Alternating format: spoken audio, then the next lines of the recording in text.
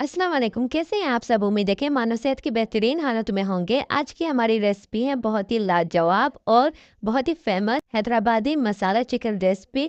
ये हैदराबाद में तो बहुत ज़्यादा मशहूर है और इसे शादियों में तो बहुत ही ज़्यादा बनाकर खिलाया जाता है और लोग इसे ज़्यादातर पसंद भी करते हैं। मैं इसे इजी स्टेप से बनाऊंगी और इसका फ्लेवर आपको बिल्कुल वैसे ही मिलेगा जैसे आप हैदराबादी मसाला चिकन खाते हैं। तो आइए फिर स्टार्ट करते हैं। तो फर्स्ट मैं यहाँ पे लूँगी ऑयल, हाफ कप प्याज 2 अदद। इसे हम फ्राई करेंगे जब तक ये गोल्डन ब्राउन में ना आ जाए। फिर हम इसे निकाल लेंगे।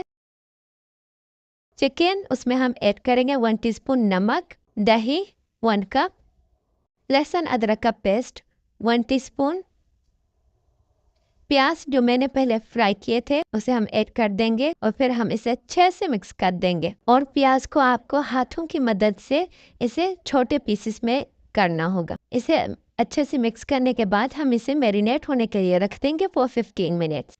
अब हम खड़े मसाले फ्राई करेंगे, जिसमें था ज़ीरा, सूखा धनिया, काली मिर्च, इलायची। इन्हें हम फ्राई करेंगे फॉर 2 मिनट्स ओनली, फिर हम आँच को बंद कर देंगे।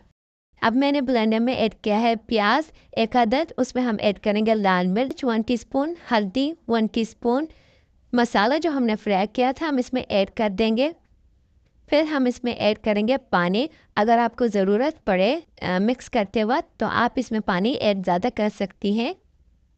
अच्छे से ब्लेंड कर देंगे। अब ये वही ऑयल है जिसमें हमने फ्राई किए थे अनियंस, उसमें हम ऐड कर देंगे जो हमने ब्लेंड किए थे प्याज और मसाला। इसे मिक्स करेंगे, 1 मिनट कुक करेंगे। उसके बाद हम इसमें ऐड करेंगे मैरिनेटेड चिकन। अच्छे से मिक्स करेंगे और 2 मिनट इसे कुक करेंगे। उसके बाद हम इसमें ऐड करेंगे रेड चिली 1 टेबल स्पून, गरम मसाला 1 टीस्पून। अच्छे से मिक्स करेंगे। मसाले डालने के बाद इतनी अच्छी खुशबू आ रही थी कि आप सोच ही नहीं सकते। आप इसे बनाकर ज़रूर ट्राई कीजिए। मेरी गारंटी है आपको और आपकी फैमिली को बहुत ही अच्छा लगेगा। अब फिर हम इसे कुक करेंगे फॉर 5 मिनट। उसके बाद मैंने यहाँ 1 कप पानी ऐड किया है। फिर हम इसे कुक करेंगे। जितनी आपको ग्रेवी चाहिए आप उतना चिकन को कुक करेंगे। मैंने यहाँ पर सिर्फ 15 मिनट कुक किया था। उसके बाद जब ऑयल ऊपर आ गया तो मैंने इसके फ्लेम बंद कर दी। फिर गार्निशिंग के लिए मैंने यहाँ पे सिर्फ धनिया का यूज़ किया है।